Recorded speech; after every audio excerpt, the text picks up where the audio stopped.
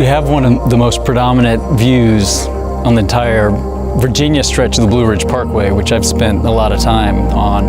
And right behind us is one of the most incredible 360-degree views that you can ever envision.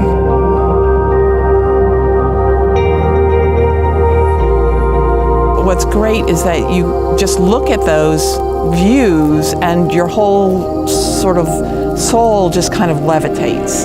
And so you can feel like you're floating. And it's the closest you're going to get to just kind of hovering and flying in a spiritual way.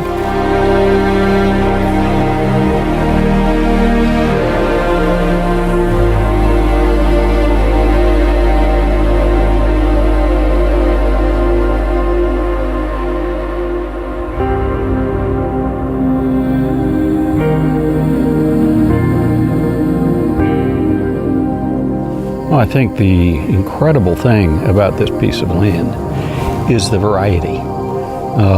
You do have these fantastic long views over to the Shenandoah Valley and into the Alleghenies beyond, and there's just different stuff depending on where you are, depending on the time of day. It's very rich. So I think that's what I come away with, is a sense that to just experience the property is to experience a great richness.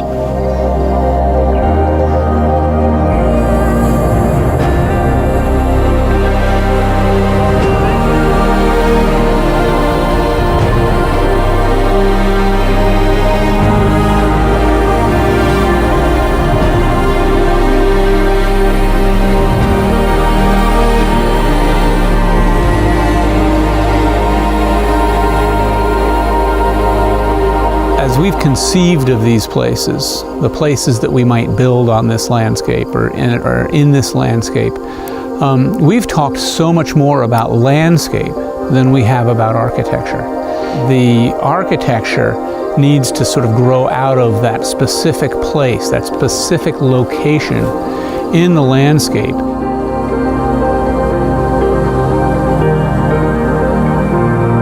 The people who are going to be here, be in these buildings, the people who live here, their comfort, the way that the architecture really becomes a setting and a place for the activities in their lives, that's, I think, that's where we want to start. That's the basis from which everything else grows. It's really starting off with people.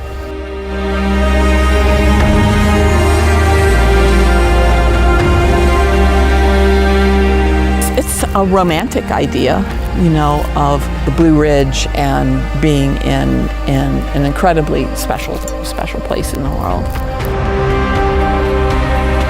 What's incredible about it is, the parkway itself is just like a ribbon in the wind, the way it was engineered, and it really ties in the intersections of the cultural history of the Appalachians, ecology, geology, and hydrology.